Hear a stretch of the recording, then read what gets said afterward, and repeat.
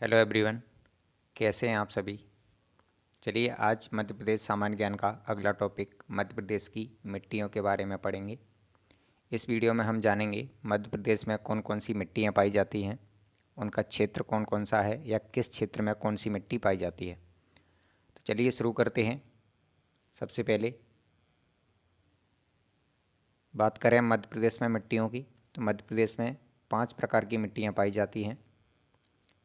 यह प्रश्न यहाँ से डायरेक्ट एक प्रश्न बन जाता है आपका, मध्य प्रदेश में किस या कितने प्रकार की मिट्टियाँ पाई जाती हैं। तो हमारा राइट आंसर होगा इसका 5 प्रकार की मिट्टियाँ। अब बात करें इन 5 प्रकार की मिट्टियों में से कौन कौन सी मिट्टियाँ हैं जो पाई जाती हैं। तो सबसे पहले काली मिट्टी, ब्लैक सॉइल, जलोढ़ मिट्टी, एल्यूवियल सॉइल, लाल पीली मिट्टी, येलो सॉइल या मिश्रित मिट्टी, इसे मिक्सड सॉइल कहते हैं, या लैटेराइट मिट्टी। इसमें हम सभी के बारे में एक एक करके पढ़ेंगे। अगर काली मिट्टी की बात की जाए तो यह 3 प्रकार की होती है, गहरी काली मिट्टी, साधारण काली मिट्टी और छिछली काली मिट्टी। तो इन सभी के बारे में एक एक करके जान लेते हैं। सबसे पहले हम जानेंगे काली मिट्टी के बारे में। इसके बारे में बात करें, काली मिट्टी कहाँ पर पाई जाती है, तो इसका जो एरिया है नर्मदा घाटी क्षेत्र का जो वाला एरिया है, इसमें गहरी काली मिट्टी पाई जाती है। वहीं बात करें छिछली या साधारण काली मिट्टी, साधारण काली मिट्टी जो आपका मालवा का पठार है या कुछ मध्य भारत का पठार का जो भाग है उसमें साधारण काली मिट्टी पाई जाती है। वहीं छिछली काली मिट्टी की बात की जाए तो सतपड़ा श्रेणी की जो नर्मदा घाटी का दक्षिणी भाग है, सतपड़ा श्रेणी के जो भाग हैं उनमें छिछली काली मिट्टी पाई जाती है। ये काली मिट्टी के रूप हो गए। ये सर्वाधिक भाग में पाई जाती है काली मिट्टी, ये वाला एरिया है। अगर संपूर्ण काली मिट्टी की बात की जाए तो इतने एरिए पे काली मिट्टी पाई जाती है। अब बात करें जलोढ़ मिट्टी की, तो यह मध्य प्रदेश का उत्तरी भाग है जिसमें भिंड, मुरैना, श्योपुर, ग्वालियर ये ज़िले आते हैं। इसमें जलोढ़ मिट्टी या कछारी मिट्टी भी बोलते हैं जलोढ़ मिट्टी को, वो पाई जाती है। वहीं बात करें मिश्रित मिट्टी की, तो इससे में मध्य प्रदेश का जो उत्तर पूर्वी भाग है, खास करके बघेलखंड का पठार वाला जो एरिया है, उसमें मिश्रित मिट्टी पाई जाती है। अगर बात की जाए लाल पीली मिट्टी की, तो यह जो मध्य प्रदेश का पूर्वी भाग है, इसमें मंडला, डिंडोरी, अनूपपुर, शहडोल, बालाघाट जो ज़िले हैं वो आते हैं काली मिट्टी के क्षेत्र के अंतर्गत। वहीं लेटेराइट मिट्टी की बात की जाए तो यह लेटेराइट मिट्टी है, बालाघाट ज़िले में पाई जाती है। छिंदवाड़ा में, बैतूल में, ये 3 ज़िले हैं जिनमें लेटेराइट मिट्टी पाई जाती है। तो चलिए इन सभी के बारे में एक एक करके पढ़ते हैं। सबसे पहले पढ़ेंगे हम काली मिट्टी के बारे में। काली मिट्टी यह कहाँ पाई जाती है, इसके क्षेत्र की बात की जाए तो काली मिट्टी मालवा का जो पठार है, नर्मदा घाटी, सतपुड़ा क्षेत्र के कुछ क्षेत्रों में पाई जाती है। मालवा का संपूर्ण पठार तथा नर्मदा एवं सतपुड़ा के कुछ क्षेत्रों में पाई जाती है। इसके अन्य नामों की बात करें तो काली मिट्टी को रेगुर मिट्टी भी कहा जाता है। इसको ब्लैक कॉटन सॉइल, काली कपास मिट्टी या करेल मिट्टी या करेल मिट्टी के बाद है अपनी चेरनोजम मिट्टी। ये पूछा गया है ब्लैक सॉइल मिट्टी पीएससी 2016 में। किस मिट्टी को ब्लैक कॉटन सॉइल कहा जाता है, तो काली मिट्टी को कहा जाता है। अगर इसमें बात करें इसका काला रंग क्यों होता है, तो लोहे की अधिकता के कारण इसका रंग काला होता है। चूने की अधिकता के कारण इसमें दरारें पड़ जाती हैं। आपने देखा होगा अधिकांश काली मिट्टी रहती है और सूखने के बाद उसमें दरारें पड़ जाती हैं। काली मिट्टी में अगर बात की जाए कौन कौन से तत्व पाए जाते हैं, कैल्शियम है, मैग्नीशियम है जो कि काली मिट्टी में पाया जाता है, तथा नाइट्रोजन, फास्फोरस, पोटास, एनपीके बोलते हैं इन्हें, एनपीके तत्व हैं, एवं जैव पदार्थों की कमी रहती है। तो पूछा जाता है काली मिट्टी में कौन कौन से पदार्थ हैं जो सर्वाधिक मात्रा में पाए जाते हैं, तो वह है कैल्शियम और मैग्नीशियम। कैल्शियम की अधिकता के कारण ही काली मिट्टी को चेरनोजियम मिट्टी कहा जाता है। किसके कारण? कैल्शियम की अधिकता के कारण। ये भी याद रखिएगा, अगर प्रश्न पूछ ले आपको किस तत्व की अधिकता के कारण काली मिट्टी को चेरनोजम मिट्टी कहा जाता है, तो कैल्शियम की अधिकता के कारण।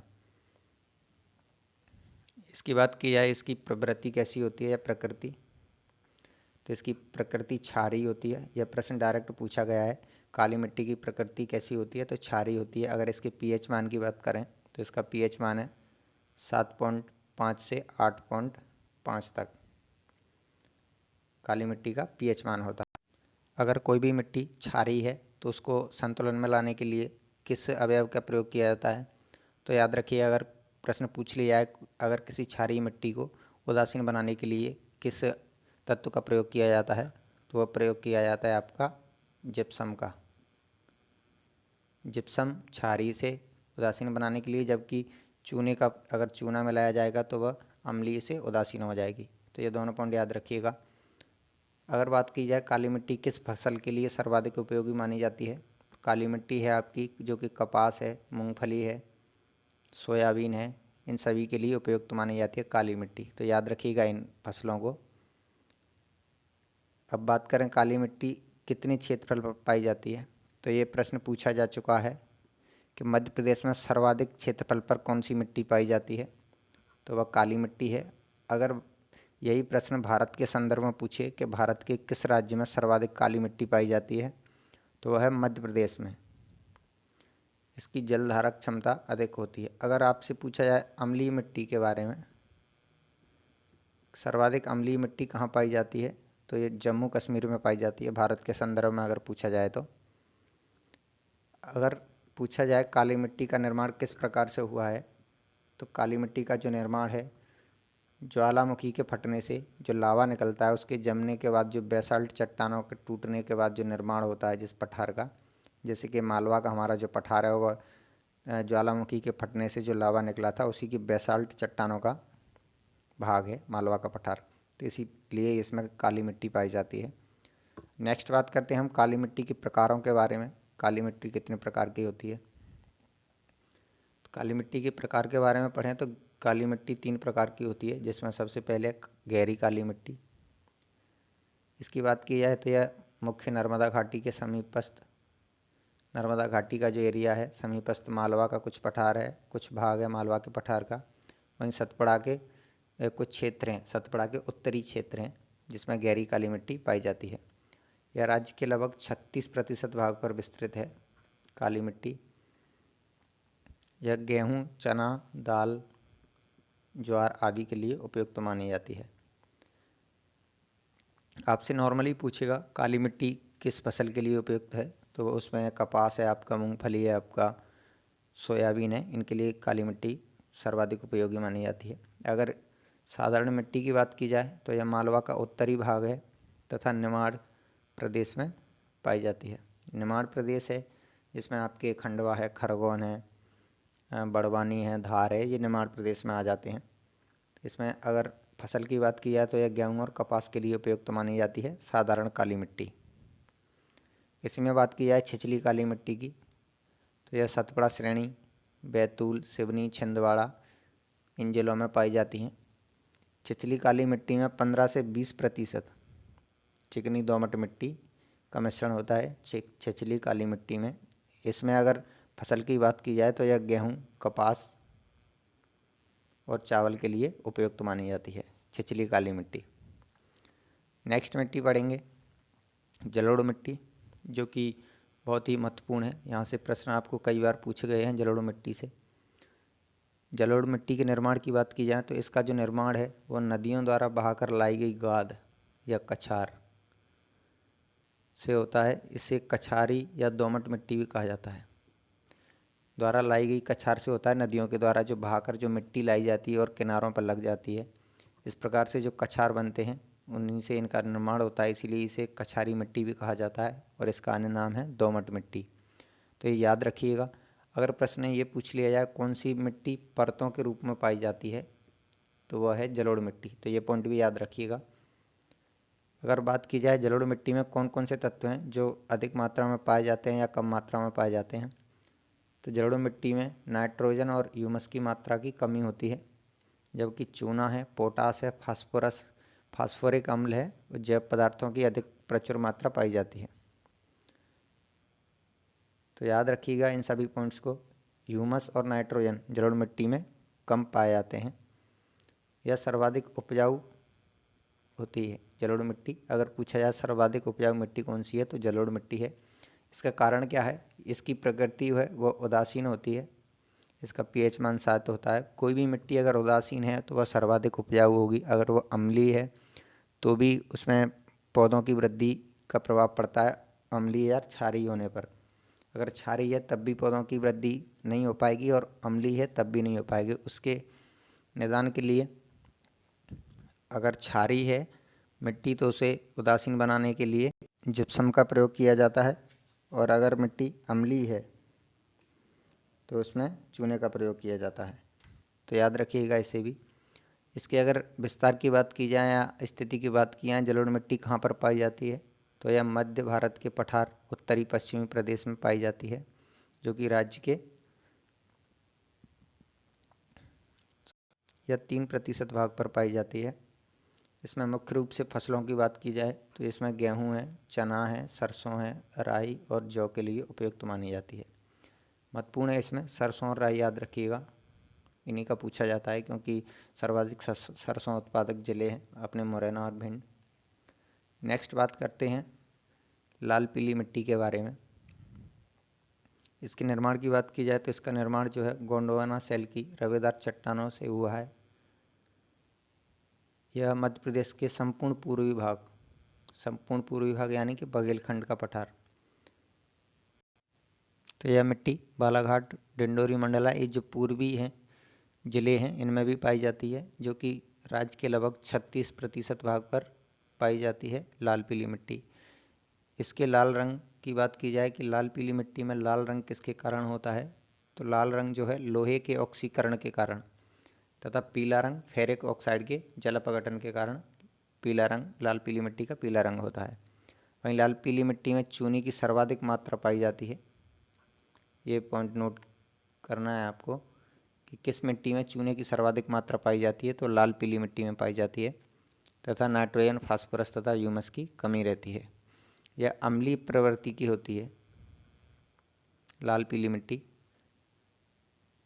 यह अगर फसलों की बात की जाए तो इसे चावल के लिए सर्वाधिक महत्वपूर्ण है। यह प्रश्न कई बार पूछा गया है, चावल के लिए सर्वोत्तम मिट्टी कौन सी है या किस जिले में पाई जाती है। अगर जिला पूछे परपेंडिकुलर तो बालाघाट में पाई जाती है लाल पीली मिट्टी। ये चावल के लिए सर्वाधिक महत्वपूर्ण मानी जाती है। नेक्स्ट बात करते हैं मिश्रित मिट्टी के बारे में।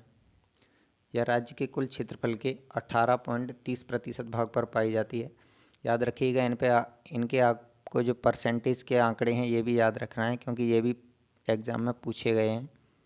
इसके ज़िलों की बात की जाए तो मिश्रित मिट्टी जो है वह मंडला, डिंडोरी, बालाघाट, रीवा, पन्ना, सतना, छतरपुर, टीकमगढ़, निवाड़ी, शिवपुरी, गुना आदि क्षेत्रों में पाई जाती है।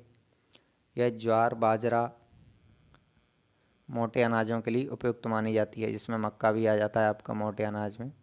ज्वार, बाजरा, मक्का आदि के लिए प्रश्न पूछा गया था, ज्वार तथा मक्का के लिए सबसे उपयुक्त मिट्टी कौन सी है, तो वह है मिश्रित मिट्टी। ये भी याद रखिएगा। नेक्स्ट बात करते हैं लैटेराइट मिट्टी। यह मिट्टी उष्ण कटिबंधीय मानसूनी जलवायु क्षेत्र, ऊंचे पर्वतीय पठारी भागों में पाई जाती है। मध्य प्रदेश में यह छिंदवाड़ा, बालाघाट जिलों के अधिकांश भूभाग पर पाई जाती है। इसमें एक स्थान बैतूल भी है, बैतूल ज़िले में भी पाई जाती है। कुछ एरिया है बैतूल का जो भैंसदेही तहसील है उसके अंतर्गत बैतूल में भी लैटेराइट मिट्टी पाई जाती है। इस मिट्टी को लाल बलुई मिट्टी भी या भाटा भी कहा जाता है। भाटा वहाँ की लोकल भाषा में कहा जाता है स्थानीय लोगों द्वारा। वैसे इसका नाम लाल बलुई मिट्टी भी है। इसकी प्रकृति की बात की जाए, प्रकृति है इसमें, इसकी प्रकृति ईंट की तरह होती है। ईंट की तरह मतलब जो नमी पाकर मुलायम हो जाती है एवं सूख कर ईंट की तरह कठोर हो जाती है लैटेराइट मिट्टी। यह बागानी फसलों के उत्पादन के लिए सर्वोत्तम मानी जाती है। बागानी फसलें मतलब चाय और कॉफ़ी के लिए। प्रश्न पूछा जाता है मध्य प्रदेश में चाय के लिए उपयुक्त मिट्टी कौन सी है या कॉफ़ी के लिए उपयुक्त मिट्टी कौन सी है, तो वह आपकी लैटेराइट मिट्टी। अगर पूछा जाए मध्य प्रदेश का एकमात्र जिला जिसमें कॉफ़ी उत्पादन किया जाता है, कौन बताएगा? अगर किसी को पता हो तो कमेंट करके इसका आंसर बताएं। चलिए मैं ही बता देता हूँ, बैतूल जिला है आपका। जो कि कॉफ़ी उत्पादन के लिए फेमस है। कॉफ़ी कहाँ पर पाई जाती है? बैतूल ज़िले के अंतर्गत इसकी खेती की जाती है कॉफ़ी की। तो लेटेराइट मिट्टी की ज़रूरत पड़ती है कॉफ़ी के लिए।